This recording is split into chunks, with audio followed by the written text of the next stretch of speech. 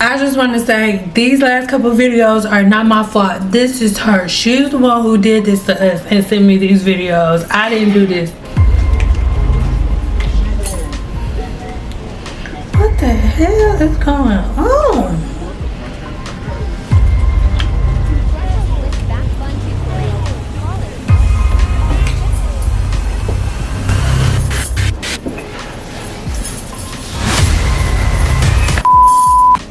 Hi guys, it's Julie here. How are you doing? So, no, we have to actually talk about it. Before we all end up bald and penniless, we have to, I mean, come on now. A while back, I posted a video talking about the girl who did a bun on her natural hair, who had her comments flooded by the delusional, self-hating weird women that were laughing at her and telling her that the hairstyle was a fail because her type 4 hair didn't lay down flat after she was done and her texture didn't magically dissipate at the run of the brush. You know, we talked about that. Well, now we have a video for the girls who threw up a little in their mouths at the sight of texture in a slick bun. Have you been looking for a hairstyle that gets rid of your dreadful hair texture and make your slick backs so slick you become a walking mirror and you can actually start a fire with the sun's reflection on your smooth head? Have you been looking for a hairstyle that molds so flat, so sleek, so smoothly to your head that it feels like a second skin for your head? We could even go ahead to call this hairstyle body hug for the head because of how it shows off all the contours of the skull. Well, this is where the Lagos hairline comes into play. You don't have to be in Lagos to get snatched. Just get a few determined, strong-armed, heavy-gripping hairdressers, a hot spoon, and maybe some sunglasses to hide the bloodshot eyes when you're done. And don't forget to buy some paracetamol for when you're done.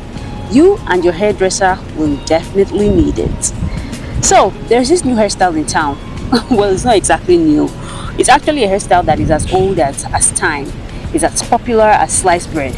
But the technique and general aesthetic have taken on a new form, and this hairstyle is none other than a slick back. No, it's actually something different, something more sophisticated. It's called the Lagos hairline. Cause yes, explain it to me because I don't understand the difference because we've been doing like slick back since forever, so I don't get that bit. Yeah. So the Lagos hairline achieves a sleek, polished look, while the defining factor is the shape and the style of the hairline.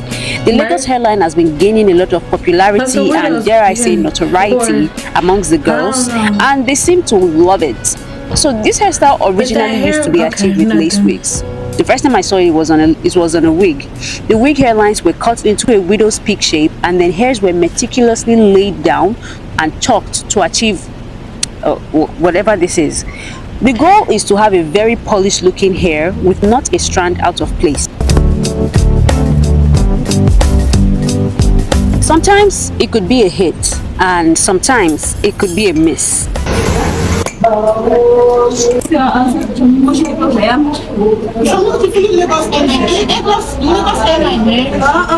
how it is every day. Have you been to Lagos before, Shamu? No. I'm from Lagos. I'm telling you, this is Lagos Airline. This is how we do it in Lagos. You don't show me your Lagos Airline. You might think you are getting a Lagos hairline with your widow's peak, but then you start looking like an elderly Amish widower who has Parkinson's. You heard her. Don't do it yourself at home. Go to the salon to get it properly nicked and tucked. BBL for the head, if you will. Why are you crying? The Lagos hairline is basically cutting your lace wig into a widow's peak and going... I'm trying to think of what movie it is. Is it Lord of the Rings? And they... ahead to define sharp lines along the hairline to form these patterns. Now, Lagos hairline a lot of the time is spent coating and molding the hair. And lately, I've been seeing the hairstyle move from not just wigs but to natural hair on the scalp.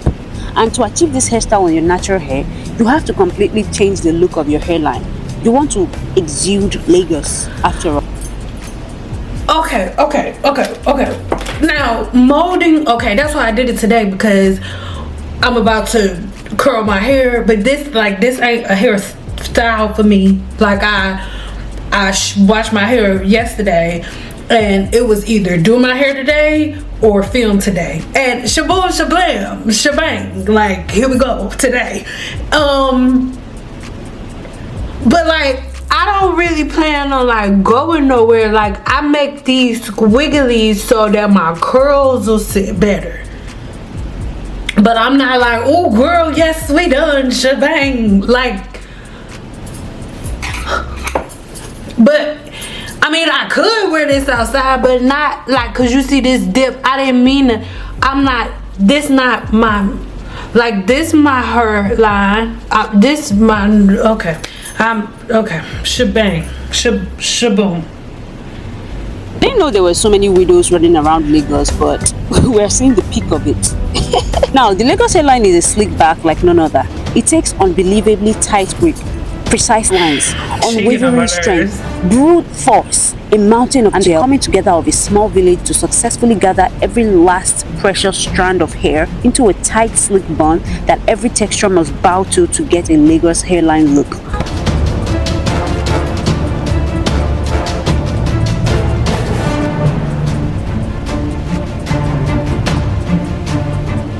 The first time I saw this hairstyle, I thought I was watching a video of a woman being tortured.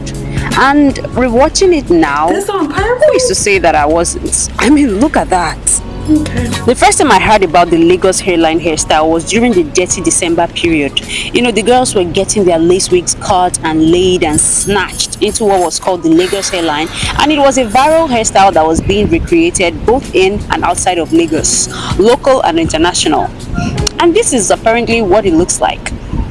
It's just a the slick style back. that secures and tucks away every single stray strand and thoughts you may have and leaves your hair smoother than the road to hell. You can even get more So precise is it and the do it lines with that they put in there? instruments Is that what other it than is? a comb.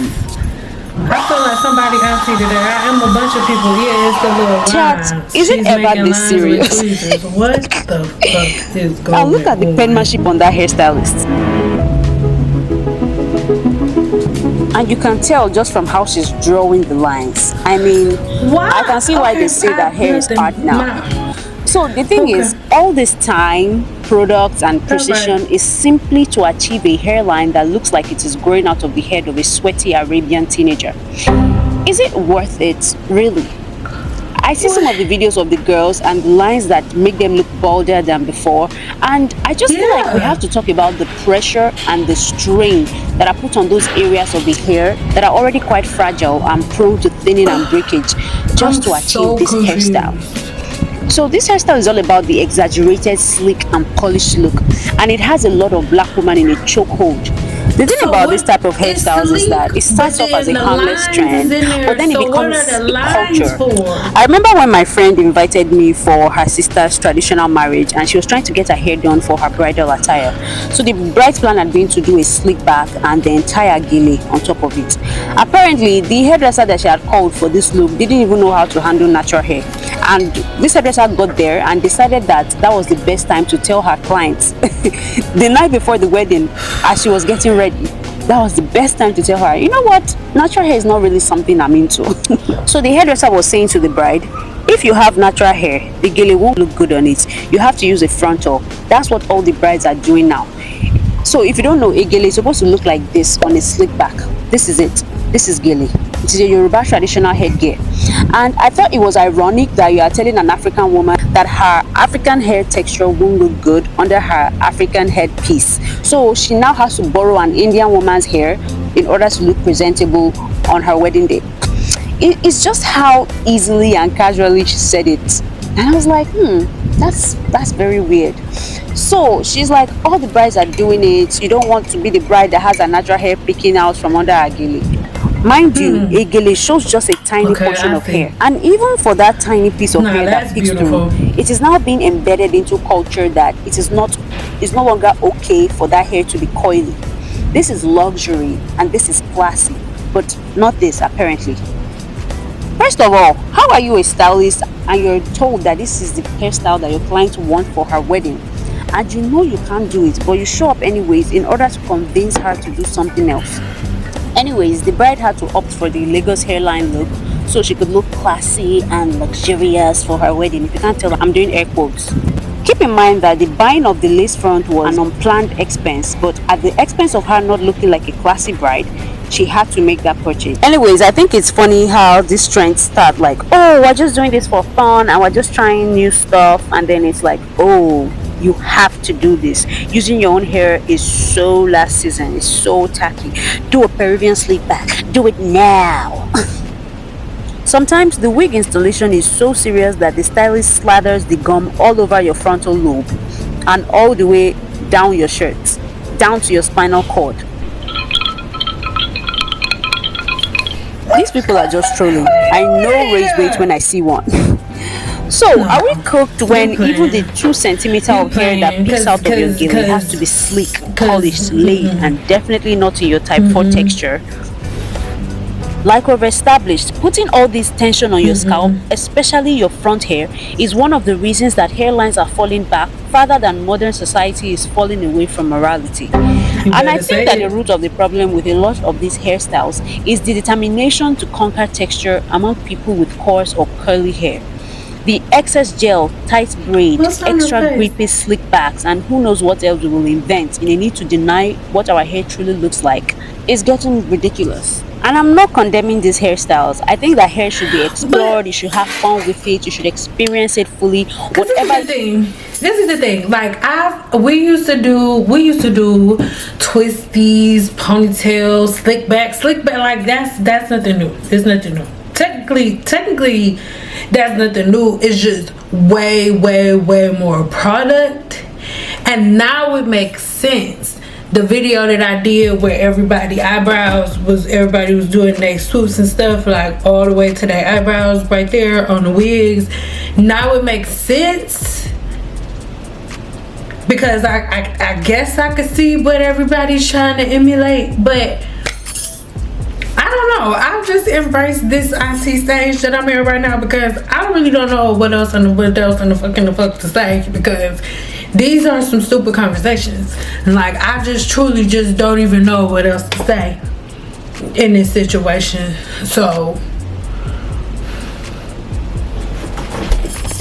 my words have escaped the ears of most over the last decade with the aloe vera trends and all the different concoctions that everyone has heard of and mixed. And then in the midst of it, you'll see shedding and breakage and you don't know where it comes from. So what do? You go run to the most popular oil on the shelf because this will do it.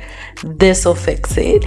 And then you saturate your hair in the oils and the butters and you mix all of the herbs and the essential oils together because this will be the thing that does it. And you thought that it would work in the kitchen, but then your hair is shedding and your scalp and your skin is inflamed. So then you go to more fruits and vegetables and start putting that in your hair and still nothing's changing. It feels like it because you're putting the twist in and all the things. And remember, it's natural, but something else is happening and you're like, okay, I'll try this tool and I'll try another tool, but no, nothing's working. So why don't you try the science of the human body? Because at the end of the day, the things that matter the most are the things that we're ignoring, because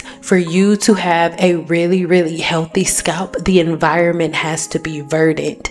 So why your hair isn't growing doesn't have anything to do with all of the randomness that we think about. It's intentional. And over on my new channel, Sin the Scientist, we'll go deep. I'll have real experiences, real experiments, and crazy results that you're not going to be expecting. And of course, I will make no apologies whatsoever. I think the science over on this channel has kind of ran its course and everybody kind of wants to have fun and just kind of talk and shoot the stuff, but the research scientist in me is really just emerging and is fully confident. So that aspect will not be going anywhere, but it will be on the Stand the Scientist channel. So there are already videos over there, the videos that I need to be the core of everybody's understanding. But moving forward in my birthday month, you know, we will have so many other things coming. You will get a real life dosage into what I actually do, what I've been doing, and what I'm doing when I'm not here on YouTube, and how I'm making money now that I'm no longer doing hair, right? So while you're waiting for that, of course, go over to my new channel, subscribe. We're almost monetized over there, and head over to my website and check out the verdict code. There's so much free information for you over on my website. Get your free ebook, link in the description box below. See you soon.